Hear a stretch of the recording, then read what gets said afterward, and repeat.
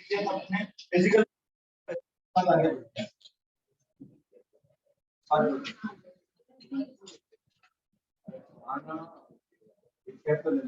देखिए सबसे पहले फिजिकल प्रॉपर्टी में क्या लिख सकते हैं, acids are chlorine test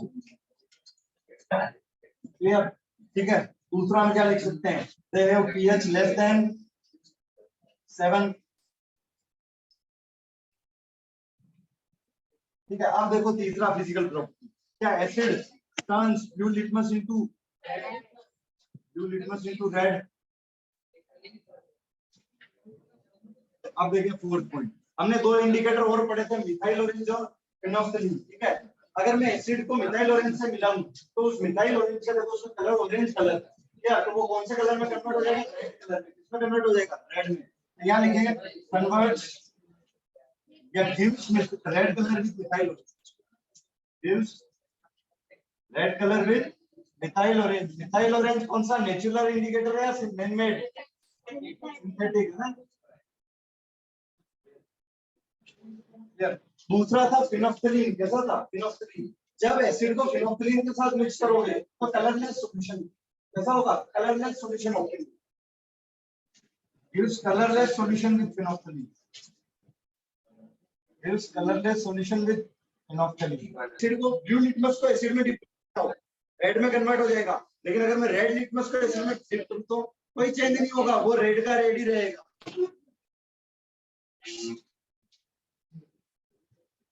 No change with red liquids. There's no change.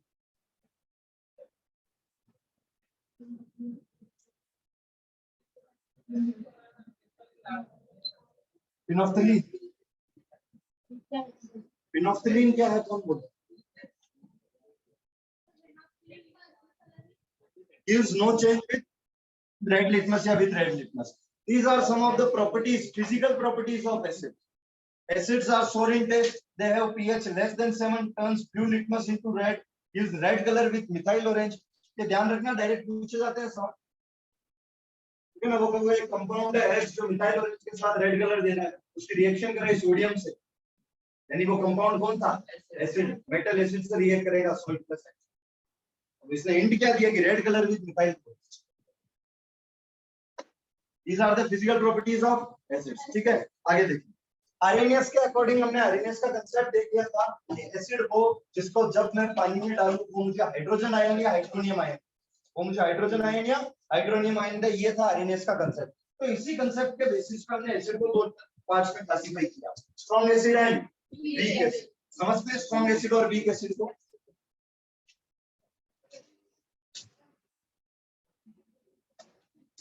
देखिए फिक्स है, अगर कोई एसिड है, सुनो इधर, अगर कोई एसिड है और वो पानी में जाएगा तो वो H+ आयन, चाहे वो एसिड स्ट्रॉन्ग हो या वीक हो। तो सर हमने इस प्रॉपर्टी के बेसिस पे कैसे क्लासिफाई किया कि कोई एसिड स्ट्रॉन्ग है या वीक है। सुने, अगर किसी एसिड को मैं पानी में डालूं, और मैंने कहा था जब मैं एसिड को पानी में डालता हूं, मैंने एक वर्ड यूज किया था, इसका आयनाइजेशन हो। आयनाइजेशन मतलब ये अपने आयंस में टूटता है, आयंस में टूटता है, दूसरा आयन से हमें कोई मतलब नहीं है, हमें कौन सा आयन से मतलब है, H+ आयन से। क्या कोई एसिड को हम पानी में डाल रहे हैं मगर वो ज्यादा H+ आयन दे रहा है, क्या ज्यादा H+ आयन दे रहा है, तो वो क्या है, स्ट्रॉन्ग एसिड है। क्योंकि सुनना, एसिड की जो एसिडिटी है या फिर उसकी जो स्ट्रेंथ है वो डिसाइड करता है H+, यानी एसिड एसिड इस वजह से ही है क्योंकि वो कौन सा आयन दे पा रहा है, H+। मैं तुम्हें आगे जाके एक चीज पढ़ाऊंगा, मैं लिखूंगा ऐसे मैंने, और ये इसी सस्पेंस के साथ मैंने टॉपिक छोड़ा था कि HCl गैस क्या ये एसिड है, क्या नहीं है, क्यों, क्योंकि H+ आयन नहीं। और इसी सस्पेंस में मैंने इस टॉपिक को पहले ओवर किया था कि जब वापस एसिड और बेस पढ़ेंगे तब मैं बताऊंगा कि HCl गैस ये एसिड नहीं है, क्यों, क्योंकि H+ आयन नहीं देता। तो एसिड फॉर्मूला चाहे HCl है पर ये एसिड नहीं, इसकी प्रॉपर्टी एसिडिक की नहीं, क्यों, क्योंकि ये क्या नहीं देता, H+ नहीं देता। क्यों नहीं देता ये समझेंगे, तो एसिड वो, ठीक है। तो एसिड एसिड वजह है क्योंकि वो कौन सा आयन देता है, H+। तो एसिड स्ट्रॉन्ग है या वीक ये किसकी कंसंट्रेशन पे डिपेंड करेगा, H+ आयन। अगर कोई एसिड पानी में जा रहा है और वो ज्यादा H+ आयन दे रहा है, हम उसके लिए वर्ड यूज करेंगे कि वो कंप्लीटली आयोनाइज हो रहा है। क्या यूज करेंगे, कंप्लीटली आयोनाइज हो रहा है, यानी वो ज्यादा H+ दे रहा है, तो वो एसिड कैसा होगा, स्ट्रॉन्ग। तो देखें स्ट्रॉन्ग एसिड, एसिड विच, हाँ जो कम H प्लस दे रहा है उससे कंपेयर करते हैं। इसके सामने वो वीक और स्ट्रॉन्ग और वीक क्या है, कंपैरिजन है ना। सिट्रिक एसिड हम खा सकते हैं, वीक एसिड है HCl, स्ट्रॉन्ग एसिड है, उसके सामने स्ट्रॉन्ग एसिड।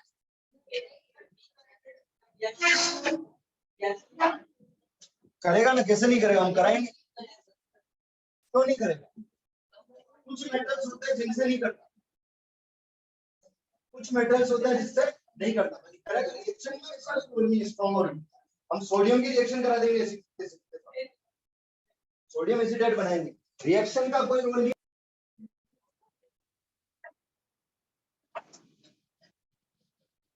To give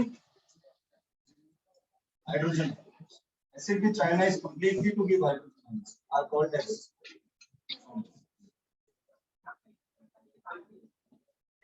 ठीक है ना, कि एसिड को जब पानी में मिलाते हैं और उसका आयनाइजेशन कंप्लीट हो जाता है हाइड्रोजन आयंस में, तो उसे ऐसे एसिड्स को क्या कहते हैं, स्ट्रॉन्ग एसिड। एग्जांपल ध्यान रखेंगे, HCl is a strong acid, क्या नाम है इसका, hydrochloric acid. H2SO4 is a strong acid, क्या नाम है इसका, sulphuric acid. HNO3 is a strong acid, क्या नाम है इसका, nitric acid.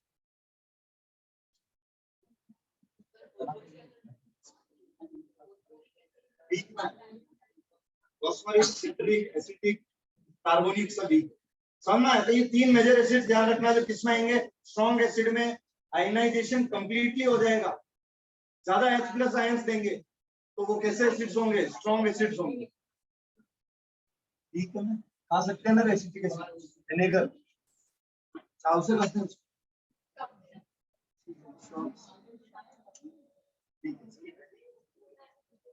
Acids which ionize to smaller extent, क्या लिखेंगे, आर कॉल्ड एज, ऐसा एसिड जिनका आयोनाइज थोड़ा, आयोनाइजेशन थोड़ा सा होता है, कंप्लीटली आयोनाइज नहीं होते, जो स्मॉलर एक्सटेंट पे आयोनाइज होते हैं, ऐसे एसिड्स को क्या कहेंगे, वीक एसिड। आयोनाइज होने का मतलब कहीं पे भी ये वर्ड यूज होता है आयोनाइजेशन, बोले NaCl का आयोनाइजेशन कराओ, Na+ और Cl-, मतलब उसको अपने रिस्पेक्टिव आयंस में तोड़ दो। ठीक है, चलिए इधर देखिए, वीक एसिड के एग्जांपल, H3PO4 कौन सा एसिड, फॉस्फोरिक एसिड। CH3COOH कौन सा acid, carbonic acid, sorry acetic acid. और H2CO3 कौन सा एसिड, कार्बोनिक।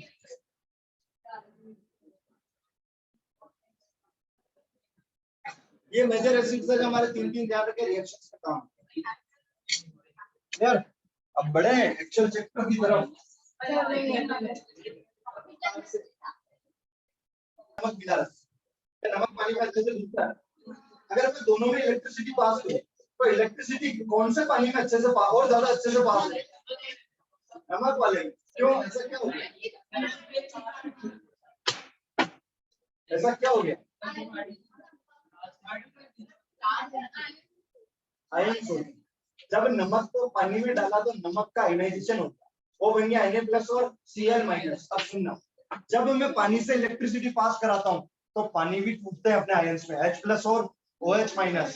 एक नॉर्मल वाटर में जब इलेक्ट्रिसिटी पास करे तो वो ब्रेक हुआ H+ और OH-। क्लियर, लेकिन जब नमक वाले में इलेक्ट्रिसिटी पास करे तो वो ब्रेक हुआ H+ OH- और Na+ और Cl-। ज्यादा आयंस है इलेक्ट्रिसिटी को ले जाने के लिए।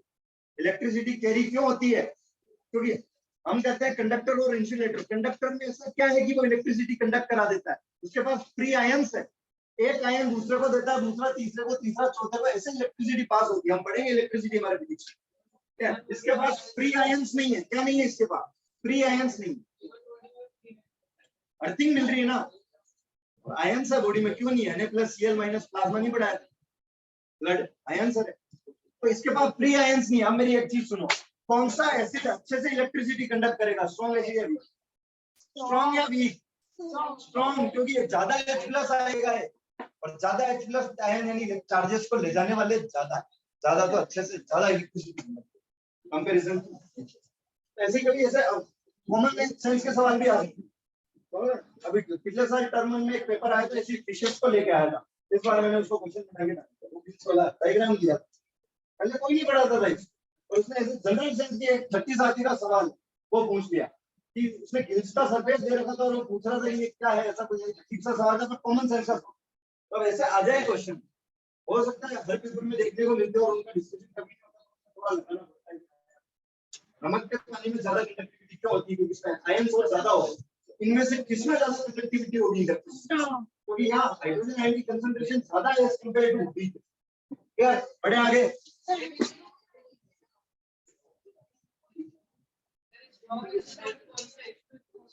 स्ट्रॉन्ग एसिड बेटा सुने, H2SO4 एसिड की बात नहीं है, ये किंग ऑफ केमिकल्स, केवल एसिड का ही राजा नहीं है, किंग ऑफ यानी केमिस्ट्री में जितने भी केमिकल आते हैं उन सबका कौन है? राजा।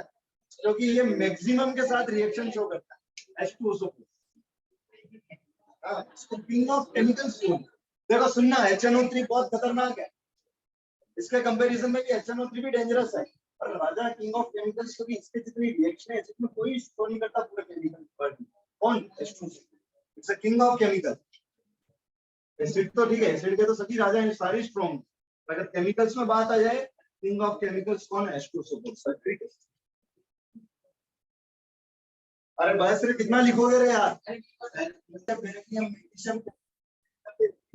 कॉपर, निकल, कोबाल्ट, आयरन, मैंगनीज, क्रोमियम, ये मेटल्स चल रहे हैं, इधर नॉन मेटल्स, ये सारे मेटल्स।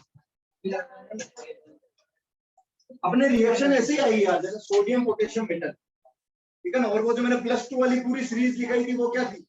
मेटल्स थी। अरे मैग्नीशियम का मंजन देखो, कोई बात नहीं, सब मेटल्स है यार। मैं एक मेटल लेता हूँ सोडियम, और इसको मैं रिएक्ट कराता हूँ हाइड्रोक्लोरिक एसिड से। किससे? हाइड्रोक्लोरिक एसिड से। अब देखो सुनो, अरे हाँ भाई हाँ, मेरी भी सुनो रे, थोड़ा खर्चा मिले पीछे। सोडियम को रिप्रेजेंट करते हैं Na, सॉलिड है, हाइड्रोक्लोरिक एसिड HCl। अब एक चीज सुनो, यहाँ डाइल्यूट लिखते हुए चलो यार, डाइल्यूट और कंसंट्रेटेड के कंसेप्ट अपन देखेंगे, पर यहाँ मोस्ट ऑफ द केसेस में क्या लिखा? डाइल्यूट। डाइल्यूट मतलब इसमें क्या मिला रखा है? पानी। तो सर ये तो स्ट्रॉन्ग है, होने दो, पानी मिला रखा।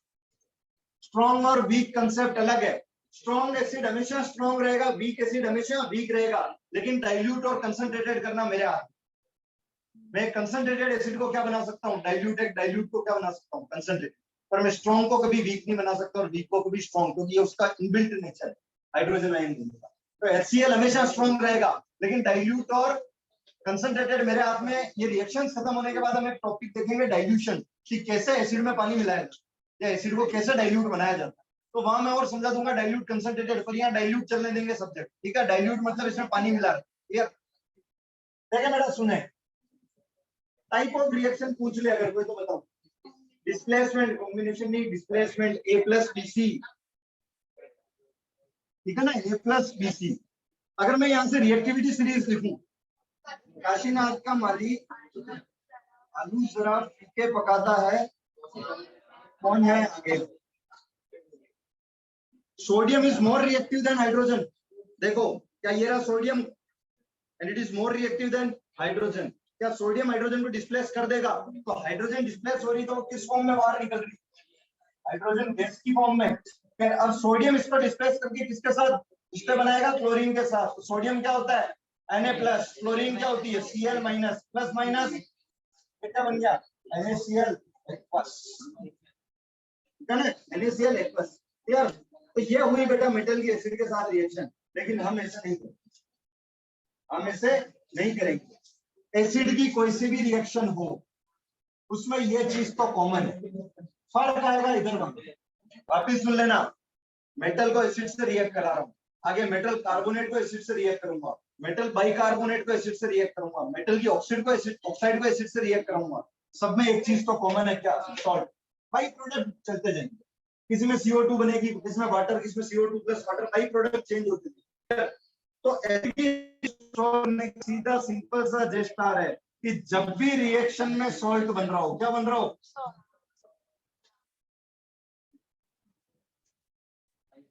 और एसिड नजर आए, और एसिड नजर आए, एनाइन हमेशा एसिड से नहीं, एनाइन हमेशा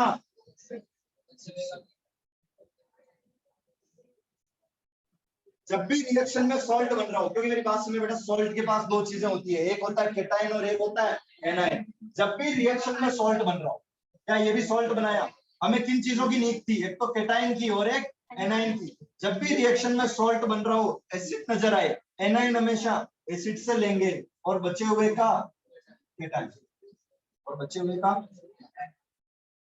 बस दिमाग लगाना ही नहीं, displacement, single displacement, double displacement, सीधा डिस्प्लेसमेंट। तो देखें सॉल्ट बनाना, देखो इस रिएक्शन को अगर मैं डायरेक्ट करना चाहता हूँ, मेटल एसिड से रिएक्ट कर रहा है, हाइड्रोजन गैस तो ऐसी कैसी लिखी है, क्योंकि ये खुद चिल्ला चिल्ला के कह रहा है एसिड कि मेरे को मेटल से रिएक्ट कराओ, मैं तुम्हें सॉल्ट के साथ हाइड्रोजन गैस। तो ये तो ध्यान रखनी है, ये वर्ड जो इसका स्ट्रक्चर है, मतलब इस तरह का फॉर्मेट है रिएक्शन का। हाइड्रोजन गैस ऐसी कैसी लिखती है, सॉल्ट बनाना है, एनाइन एसिड से उठाएंगे, एसिड का एनाइन कौन है, Cl-। एक और चेष्टा लिख लेना यहाँ पे, जब भी एसिड को, क्योंकि देखो यहाँ तो सिंपल सा एसिड था HCl, आगे H2SO4 आएगा, HNO3, ये दो हाइड्रोजन वाले आएंगे, तो कैसे सॉल्व करना है इसको, जब भी एसिड को तोड़ना हो, जब भी एसिड को तोड़ना हो, उससे एक H प्लस बाहर निकले, उससे एक H प्लस बाहर निकले, एक H प्लस बाहर निकालोगे तो क्लोराइड किसमें होती है, Cl, क्लोरीन, Cl माइनस में होती है ना क्लोराइड, बचे हुए का लो cation Na plus Cl minus, क्या बना, समझ में रिएक्शन।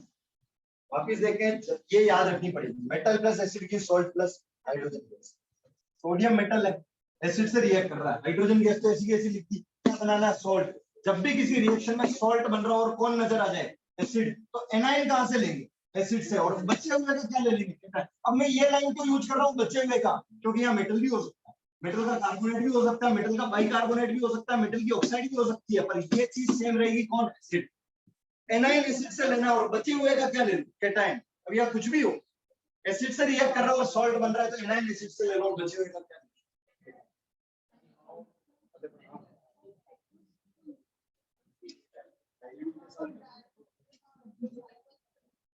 पानी था ना, हाइड्रोजन गैस बन के बाहर निकल और पानी में मिला हुआ सॉल्ट इक्वल्स में जाने दो सारे, पीपीटी सॉलिड में आती है, पीपीटी सॉलिड में salt mixer, this is solution, और acid gas dilute metals solid dilute concentrated, salt aqueous gas gas, salt हमेशा एक्वस में, लेकिन जिस सॉल्ट की पीपीटी बन जाए वो सॉल्ट, वो ध्यान रखना, क्लियर। कितने लोग अगर स्ट्रेट कर लेंगे, बढ़ते हैं, लिख लें आराम से,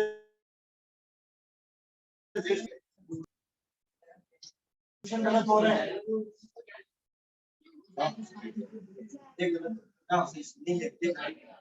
जिंक और H2SO4, क्या हाइड्रोजन गैस ऐसी कैसी लिखूं, जब भी सॉल्ट बन रहा हो तो एनाइन कहां से लेंगे, एसिड से, एसिड को तोड़ना है तो उससे कितना H प्लस बाहर निकालो, एक, तो क्या ये 2 ऊपर जाएगा, ये बन गया मेरा एनाइन, यहाँ से केटाइन Zn किसमें होता है, +2 में, +2 - 2 कैंसल, क्या बना Zn+, Zn प्लस का नाम होता है जिंक, उसका क्या नाम होता है सल्फेट, तो मेरे सॉल्ट का क्या नाम बन गया, जिंक।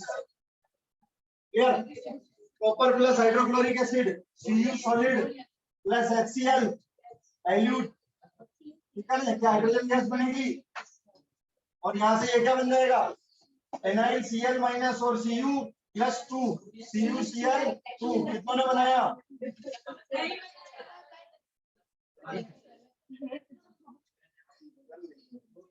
देखिए आपका माली आलू जरा पकाता है, कौन है, आगे आओ, ये कभी हाइड्रोजन को डिस्प्लेस नहीं कर सकते, और हर एसिड के पास क्या होता है, हाइड्रोजन, हिंदी में लिखना ना इसी रिएक्शन को काट के, कौन है आगे आओ,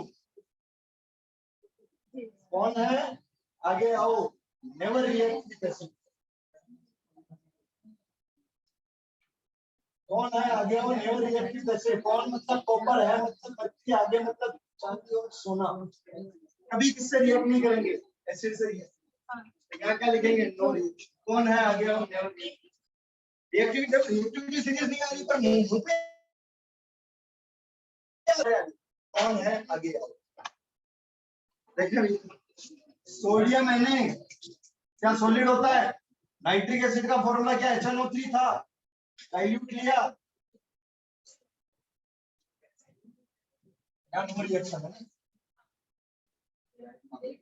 देखें सॉल्ट और हाइड्रोजन गैस बनेगी, हाइड्रोजन गैस बना दी।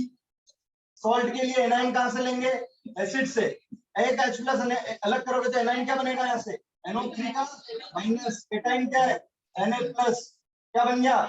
Na2 H plus. देखो Na प्लस क्या होता है? सोडियम। NO3 माइनस क्या होता है? नाइट्रेट। कितना ने बना लिया?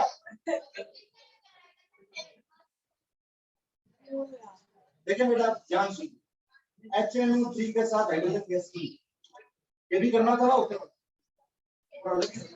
HNO3 के साथ क्या नहीं निकलती?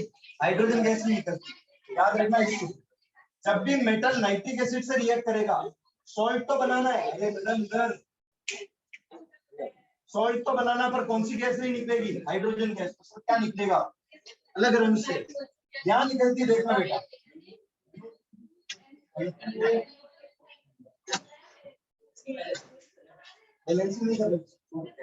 ये तीनों अब देखो नाम सुने, क्या है? Nitric oxide. कौन सी ऑक्साइड? Nitric oxide. क्या है? Nitrous oxide. क्या है? Nitrous oxide. और ये है नाइट्रोजन डाइऑक्साइड। लाफिंग गैस दिया है बेटा, this is laughing gas. And to nitrous oxide, ये लाफिंग गैस है, इससे आ जाती है इसको उसको।